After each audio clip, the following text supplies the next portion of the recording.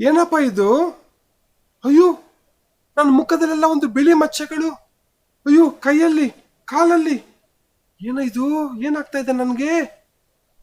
ಅಯ್ಯೋ, ಏನಿದು? ಕುಷ್ಠರೋಗ ಇರ್ಬೋದು, ನನ್ಗೆ ಕುಷ್ಠರೋಗ ಬಂದ್ಬಿಟ್ಟಿದೆ. ಮಕ್ಳೇ, ಈ ರೀತಿಯಾಗಿ ಸತ್ಯವೇದದಲ್ಲಿ ಒಬ್ಬನೊಬ್ಬ ಮನುಷ್ಯನಿಗೆ ಒಂದು ಭಯಂಕರವಾದಂತ ಒಂದು ಕುಷ್ಠರೋಗ ಬಂದಿತ್ತು. ಆತ ಯಾರು, ಯಾವ ದೇಶದವನು, ಯಾವ ಕೆಲಸ ಮಾಡ್ತಾ ಇದ್ದ ಅಂತೇಳಿ ನಿಮ್ಗೆ ತಿಳ್ಕೊಳಕ್ಕೆ ಕುತೂಹಲ ಇದೆಯಾ ಮಕ್ಳೇ? ಹಾಗಾದ್ರೆ ಸತ್ಯವೇದ ಪಾಠ ನಾವೆಲ್ಲ ಕೇಳೋಣವಾ? ಹಳಿಯೋಡ ಮಡಿಕೆಯಲ್ಲಿ ಆರಾಮ್ ದೇಶದ ರಾಜ ಏನ್ ಮಾಡ್ತಾನಂದ್ರೆ, ತನ್ನ ಸೇನಾಧಿಪತಿಯಾದಂತ ನಾಮಾನನನ್ನ ಸಕಲ ಸೈನ್ಯದವರೊಂದಿಗೆ ಇಸ್ರೇಲ್ ದೇಶದ ಮೇಲೆ ಯುದ್ಧಕ್ಕಾಗಿ ಕಳಿಸ್ಕೊಡ್ತಾನೆ. ಅವ್ರ ಯುದ್ಧಕ್ಕೆ ಹೋಗಿ ಏನ್ ಮಾಡ್ತಾರೆ?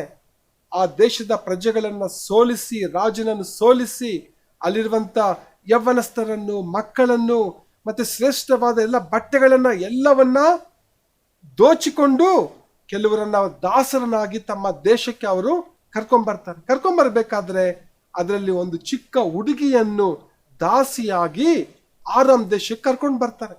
ಆ ಚಿಕ್ಕ ಹುಡುಗಿನ ಯಾರ ಮನೆಯಲ್ಲಿ ಕೆಲ್ಸಕ್ಕೆ ಇಟ್ಕೊಳ್ತಾರೆ ಗೊತ್ತಾ? ಆ ಆರಾಮ್ ದೇಶದ ಸೇನಾಧಿಪತಿಯಾದಂತ ನಾಮನ ಮನೆಯಲ್ಲಿ ಚಿಕ್ಕ ಹುಡುಗಿ ಅಲ್ಲಿ ಕೆಲಸ ಮಾಡ್ತಾ ಇರ್ತಾಳೆ. ಒಂದನ್ನೊಂದು ದಿನ ಏನಾಗುತ್ತಂದ್ರೆ, ಈ ನಾಮನನ್ನು ಬೆಳಗ್ಗೆ ಎದ್ದು ತನ್ನ ಮುಖ ನೋಡ್ಬೇಕಾದ್ರೆ ಅವನಿಗೆ ಕುಷ್ಠ ರೋಗದ ಒಂದು ಲಕ್ಷಣಗಳು ತನ್ನ ಮುಖದಲ್ಲಿ, ಕೈಯಲ್ಲಿ, ಇಡೀ ಮೈಯಲ್ಲಿ ಆತನ ನೋಡ್ತಾನೆ. ನೋಡಿ ಆತನಿಗೆ ತುಂಬಾ ದುಃಖವಾಗ್ತದೆ. ಯಾಕೆಂದ್ರೆ ಆತನೊಬ್ಬ ಸೇನಾಧಿಪತಿಯಾಗಿದ್ದು ಅವನ ಒಂದು ನಾಯಕತ್ವದಲ್ಲಿ ಎಲ್ಲಾ ಯುದ್ಧಗಳಲ್ಲಿ ದೇವರು ಅವನಿಗೆ ಜಯವನ್ನು ಕೊಟ್ಟಿರ್ತಾರೆ. ನೋಡ್ರಿ ಮಕ್ಕಳೇ, ಈ ನಾಮಾನನಿಗೆ ಒಂದು ಕುಷ್ಠರೋಗದ ಒಂದು ಸಮಸ್ಯೆ ಇತ್ತು. ನೀವ್ ಹೇಳ್ಬೋದು, ಅಂಕಲ್ ನಮ್ಗೆ ಯಾವ ಕುಷ್ಠರೋಗ ಇಲ್ಲ ಅಂಕಲ್ ಅಂತೇಳಿ. ಆದ್ರೆ ಮಕ್ಕಳೇ, ಆ ಕುಷ್ಠರೋಗಕ್ಕಿಂತಲೂ ಒಂದು ದೊಡ್ಡ ಒಂದು ಸಮಸ್ಯೆ ಇದೆ. ಅದೇನಂದ್ರೆ ಪಾಪ. ಪಾಪ ಅಂದ್ರೆ ಏನು? ದೇವರಿಗೆ ಇಷ್ಟವಾಗದೇ ಇರುವುದೆಲ್ಲವೂ ಪಾಪವಾಗಿದೆ. ಸತ್ಯವೇದದಲ್ಲಿ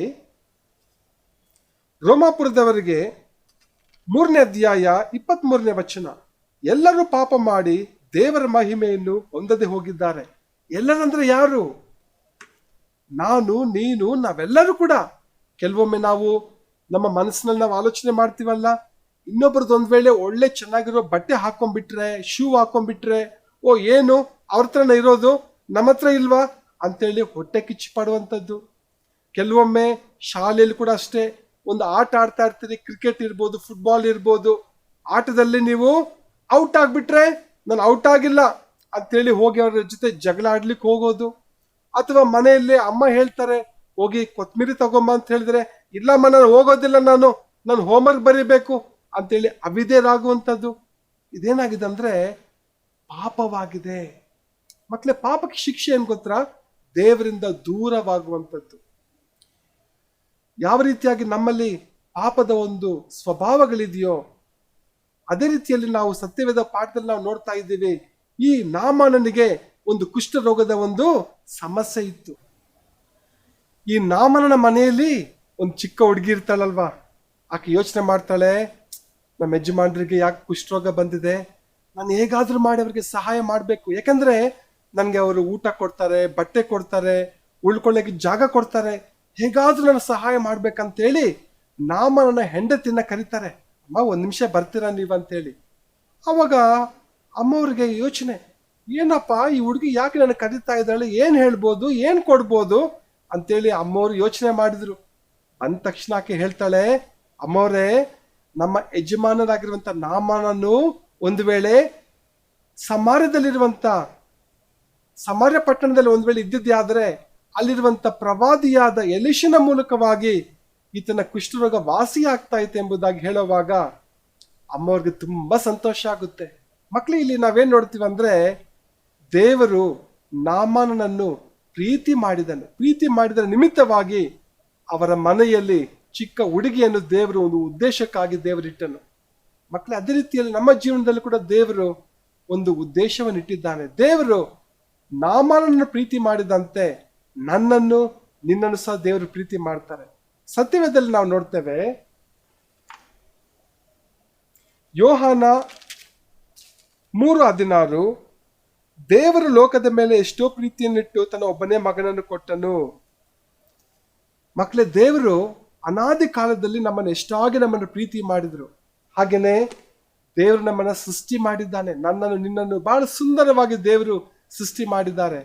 ಮೂರನೇದಾಗಿ ದೇವರು ಪರಿಶುದ್ಧನಾಗಿದ್ದಾನೆ, ಅಂದ್ರೆ ಯಾವ ತಪ್ಪು ಮಾಡದೇ ಇರುವವನು. ನೋಡ್ರಿ, ಯಾವ ರೀತಿಯಾಗಿ ದೇವರು ನಾಮನನ್ನು ಪ್ರೀತಿ ಮಾಡಿದ್ರು, ನನ್ನನ್ನು ನಿನ್ನನ್ನು ಸಹ ದೇವರು ಪ್ರೀತಿ ಮಾಡುವವನಾಗಿದ್ದಾನೆ. ಈಗ ಆ ನಾಮನ ಹೆಂಡತಿಗೆ ವಿಷಯ ಗೊತ್ತಾದ್ಮೇಲೆ ನಾಮನಿಗೆ ಹೇಳ್ತಾರೆ. ನಾಮನ್ ಹೋಗ್ಬಿಟ್ಟು ರಾಜನಿಗೆ ಹೇಳ್ತಾರೆ, ರಾಜನೇ, ನಮ್ಮ ಮನೇಲಿ ಒಂದು ಹುಡುಗಿ ರೀತಿ ಹೇಳ್ತಾ ಇದ್ದಾಳೆ, ನೀವು ಅಪ್ಪಣೆ ಕೊಡೋದಾದ್ರೆ ನಾನು ಈಗಲೇ ಸಮಾರ್ಯ ಪಟ್ಟಣಕ್ಕೆ ಹೋಗಿ ಬರ್ತೇನೆ ಎಂಬುದಾಗಿ ಹೇಳಿದಾಗ ರಾಜ ಏನ್ ಮಾಡ್ತಾನೆ ಗೊತ್ತಾ? ಆ ಇಸ್ರೇಲ್ ದೇಶದ ರಾಜನಿಗೆ ಒಂದು ಪತ್ರವನ್ನ ಬರಿತಾನೆ. ಏನಂತೇಳಿ, ನನ್ನ ಸೇವಕನಾದಂತ ನಾಮಾನನನ್ನು ನಿನ್ನ ಬಳಿ ಕಳಿಸ್ಕೊಡ್ತಾ ಇದ್ದಾನೆ, ಇನ್ನು ಹೇಗಾದ್ರೂ ಮಾಡಿ ಅವನ ಕುಷ್ಠರೋಗವನ್ನು ವಾಸಿ ಮಾಡ್ಬೇಕಂತೇಳಿ. ಸರಿ, ಈತನು ಎಲ್ಲ ಸರ್ವಾಯುಧಗಳನ್ನು ಧರಿಸಿಕೊಂಡು ಒಬ್ಬ ಸೇನಾಧಿಪತಿಯಾಗಿ ರಥದಲ್ಲಿ ಕುತ್ಕೊಂಡು ಅವನು ಸಮಾರ್ಯ ಪಟ್ಟಣಕ್ಕೆ ಹೋಗ್ತಾನೆ. ಸಮಾರ್ಯ ಪಟ್ಟಣಕ್ಕೆ ಹೋದಾಗ ಅಲ್ಲಿ ಇಸ್ರೇಲ್ ದೇಶದ ರಾಜ ಸಿಂಹಾಸನದಲ್ಲಿ ಕುತ್ಕೊಂಡಿರ್ತಾನೆ. ಈ ನಾಮಾನನು ಆ ಪತ್ರವನ್ನು ಕೊಡ್ತಾನೆ. ಆ ಪತ್ರವನ್ನು ಓದಿದಾಗ ರಾಜನಿಗೆ ತುಂಬಾ ಆಶ್ಚರ್ಯ ಮತ್ತೆ ಭಯ ಬಂದ್ಬಿಡುತ್ತೆ. ಏಕೆಂದ್ರೆ ಆ ಪತ್ರದಲ್ಲಿ ಏನಿರುತ್ತೆ ಗೊತ್ತಾ ಮಕ್ಕಳೇ?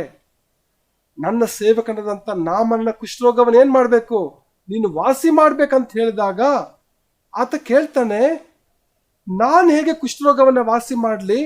ನಾನೊಬ್ಬ ವೈದ್ಯನಲ್ಲ, ಒಬ್ಬ ಪ್ರವಾದಿಯಲ್ಲ, ಅದಕ್ಕೆ ಬೇಕಾದಂತ ಔಷಧಿ ನನ್ನ ಹತ್ರ ಇಲ್ಲ, ಹೇಗೆ ನಾನು ಮಾಡ್ಲಿಕ್ಕಾಗುತ್ತೆ? ಈತ ನನ್ನ ಮೇಲೆ ಯುದ್ಧಕ್ಕೆ ಬರ್ಬೇಕಂತೇಳಿ ಈ ತರ ಬರ್ದಿದ್ದಾನಂತ ಹೇಳ್ಬಿಟ್ಟು ತಪ್ಪಾದ ರೀತಿಯಲ್ಲಿ ಅರ್ಥ ಮಾಡ್ಕೊಂಡು ತನ್ನ ಬಟ್ಟೆಗಳನ್ನ ಅವನು ಹರ್ಕೊಂಡ್ಬಿಡ್ತಾನೆ.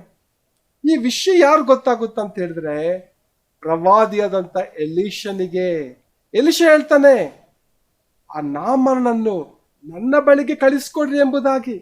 ಆಗ ನಾಮನ್ ಮತ್ತೆ ಏನ್ ಮಾಡ್ತಾನೆ, ಆ ರಥದಲ್ಲಿ ಕುತ್ಕೊಂಡು ಆತನು ಎಲೀಷನ ಮನೆಗೆ ಹೋಗ್ತಾನೆ. ಎಲೀಷ ಹೇಳ್ತಾನೆ ತನ್ನ ಸೇವಕನಾದ ಗೆಹಜಿಗೆ, ನೋಡು, ಬಂದಿರುವಂತ ನಾಮನನಿಗೆ ನೀನು ಈ ಯೋರ್ದಾನ್ ನದಿಯಲ್ಲಿ 7 ಸಾರಿ ಮುಳುಗಿದ್ರೆ ಅವನ ಕುಷ್ಠರೋಗ ವಾಸಿ ಆಗುತ್ತಂತೇಳಿ ಹೋಗಿ ಹೇಳಂತ ಹೇಳಿದಾಗ ಆ ಸೇವಕ ಹೋಗ್ಬಿಟ್ಟು ನಾಮಾನನಿಗೆ ಹೇಳ್ತಾರೆ.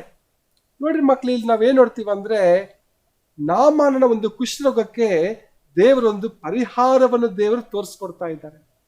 ಮಕ್ಳೇ, ನಮ್ಮ ಜೀವನದಲ್ಲಿ ಕೂಡ ಈ ಒಂದು ಪಾಪದ ಒಂದು ಸಮಸ್ಯೆ ಇದೆಯಲ್ವಾ? ಅದಕ್ಕೆ ಪರಿಹಾರ ನೀವು ಬಹಳವಾಗಿ ನೀವು ಯೋಚನೆ ಮಾಡ್ತಾ ಇದ್ದಿರ್ಬೋದು. ನೋಡ್ರಿ, ಸತ್ಯವೇದದಲ್ಲಿ ನಾವು ನೋಡ್ತೀವಿ,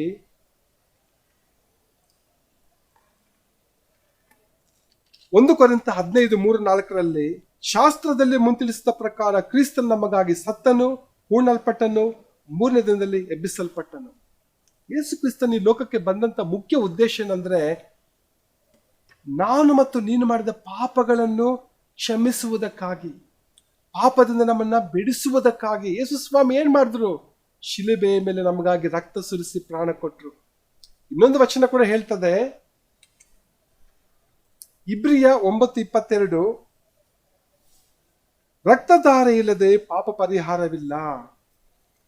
ಯೇಸು ಸ್ವಾಮಿ ಏನ್ ಮಾಡಿದ್ರಂದ್ರೆ ತನ್ನ ಅಮೂಲ್ಯವಾದ ರಕ್ತವನ್ನು ಶಿಲುಬೆಯ ಮೇಲೆ ನಮಗಾಗಿ ಸುರಿಸಿದ್ರು. ಆ ರಕ್ತದಿಂದ ಏನಾಯ್ತು? ನನ್ನ ಮತ್ತು ನಿನ್ನ ಪಾಪಗಳು ಶುದ್ಧವಾಯಿತು. ಅದೇ ರೀತಿಯಲ್ಲಿ ಮಕ್ಕಳೇ, ನಾಮನ ಕುಷ್ಠರೋಗ ವಾಸಿಯಾಗಬೇಕಾದ್ರೆ ಒಂದೇ ಒಂದು ಮಾರ್ಗ, ಅದೇನಂದ್ರೆ ಯೋರ್ದಾನ್ ನದಿಯಲ್ಲಿ 7 ಸಾರಿ ಮುಳುಗ್ಬೇಕು. ಆದ್ರೆ ನಾಮನಿಗೆ ಸಿಟ್ಟು ಬರ್ತದೆ. ನಾನು ಯಾಕೆ ಹೋಗಿ ಈ ಒಂದು ನದಿಯಲ್ಲಿ ನಾನು ಮುಳುಗ್ಬೇಕು?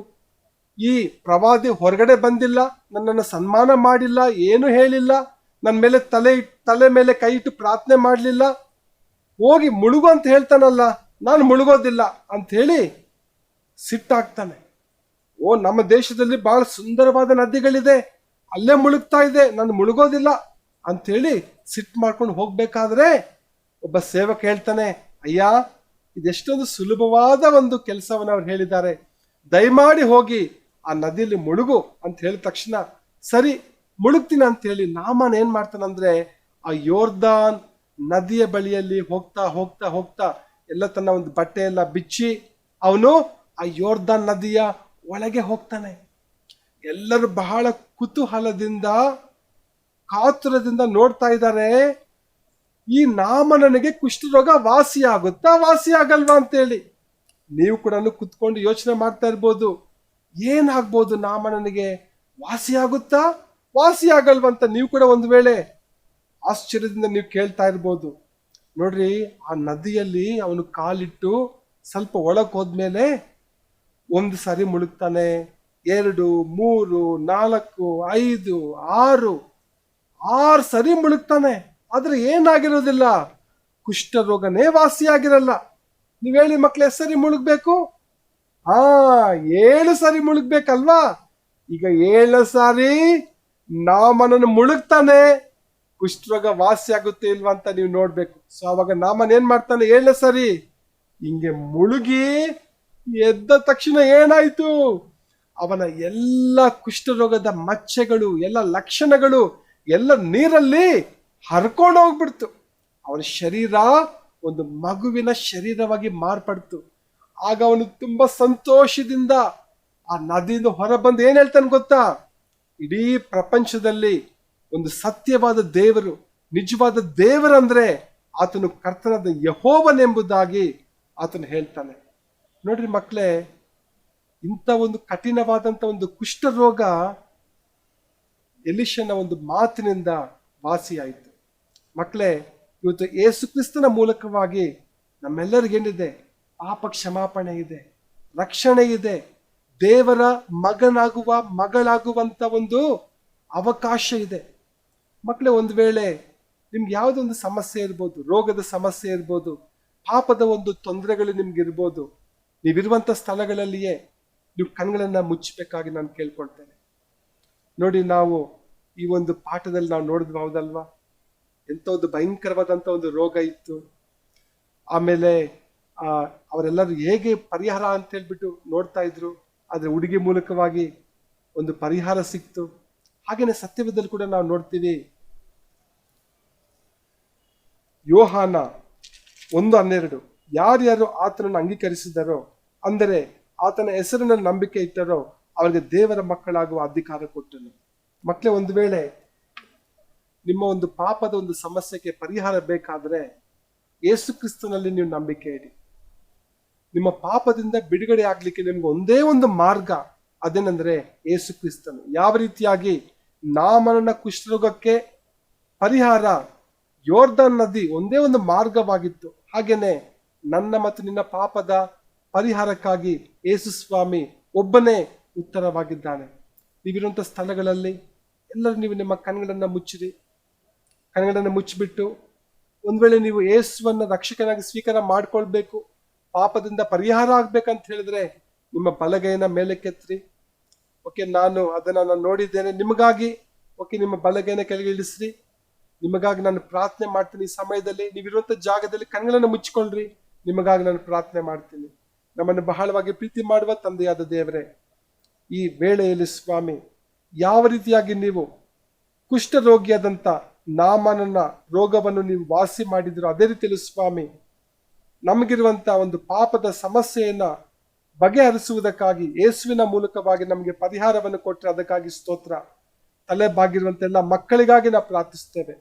ಅವರು ಇದುವರೆಗೂ ಮಾಡಿದಂತೆ ಎಲ್ಲ ತಪ್ಪು ಅಪರಾಧಗಳನ್ನು ನಿಮ್ಮ ರಕ್ತದಿಂದ ತೊಳೆದು ಶುದ್ಧಿ ಮಾಡಿ ಈ ಮಕ್ಕಳನ್ನು ನಿಮ್ಮ ಮಗನಾಗಿ ಮಗಳಾಗಿ ಸ್ವೀಕಾರ ಮಾಡಬೇಕಾಗಿ ಯೇಸುವಿನ ಅಧಿಕಾರವುಳ್ಳ ನಾಮದಲ್ಲಿ ಬೇಡುತ್ತೇವೆ ತಂದೆಯೇ, ಆಮೆನ್.